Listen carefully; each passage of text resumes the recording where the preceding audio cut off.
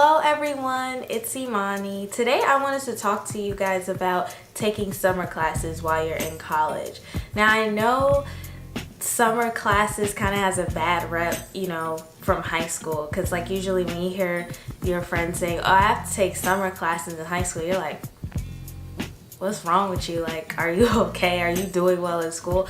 But college is completely different. A lot of people use summer classes to either graduate early or they use it to take the class load off of them. For me personally, I use it to take the class load off of me because I work. So taking 5 classes is just too much for me personally. I know a lot of people that do it and still work, but for me it just doesn't work. So what I do is I take 4 classes in the fall and 4 classes in the spring, and then I take 2 summer classes, and I'm still on track to graduate. I've actually been taking summer classes since my freshman year of college, so I feel like I'm a vet at this because I'm about to graduate. So I just want to help you guys, and hopefully I can encourage you guys to take summer classes if you're interested, and you won't be discouraged.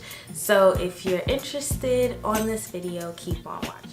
Tip number 1 I have for you is to research your professors. This had to be number 1 because a good professor equals a good semester.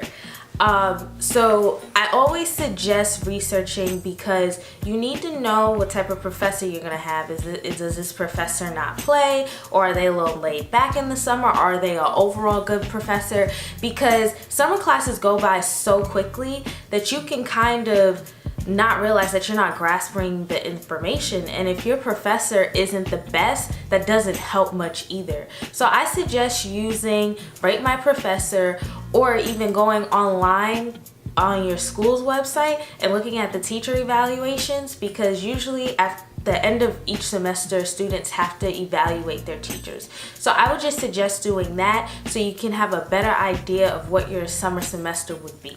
Tip number 2, read your syllabus. Reading is fundamental, y'all. Like, you really should read your syllabus before the semester even starts. And I say this because you can get an idea of what type of course load your professor is trying to give y'all. If it's something that you can handle, like case in point, some online classes require you to do discussion posts, and if you feel like the discussion post is just too long, or you just don't think you'll have enough time to do it, it will be better if you're able to drop the class before the ad drop period ends. So if you can read it ahead of time, that is always good.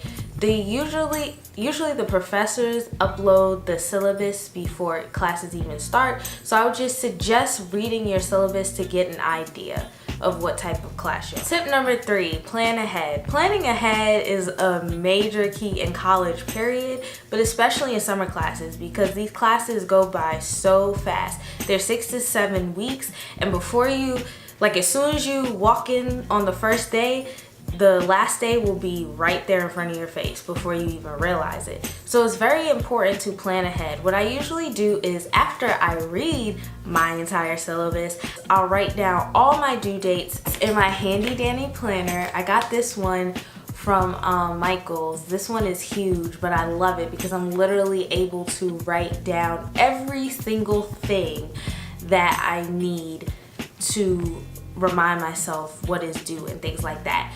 I'm really big on time management and just making sure I know exactly when everything is done.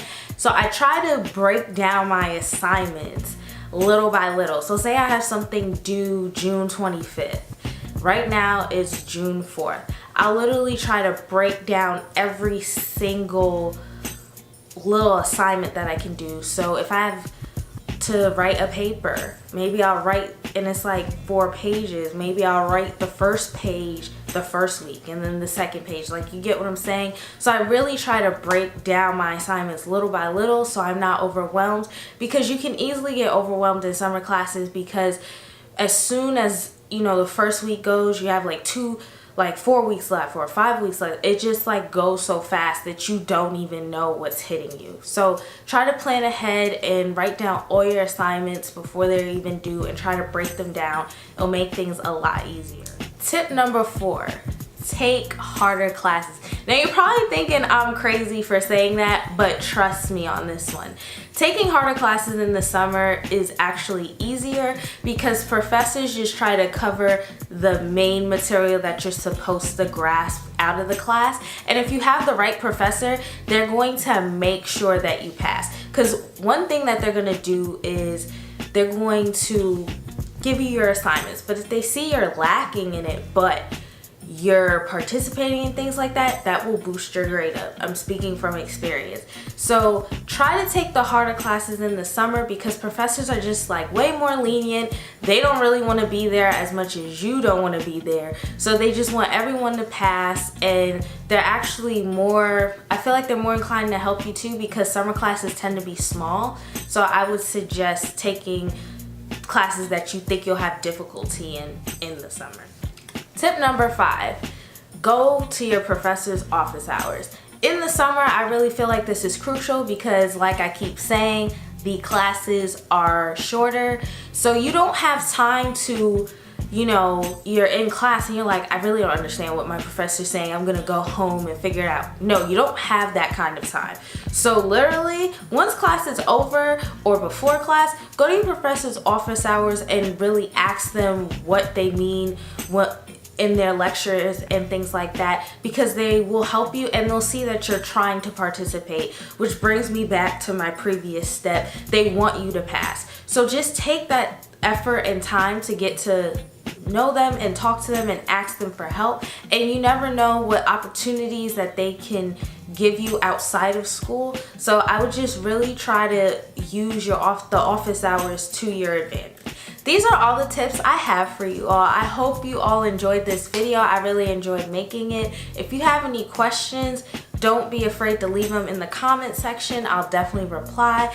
Don't forget to like and subscribe. If you got to the end of this video and you're not subscribed, you need to hit that subscribe button and come on and join my family. And I really appreciate y'all all for watching, and I will see y'all in my next video.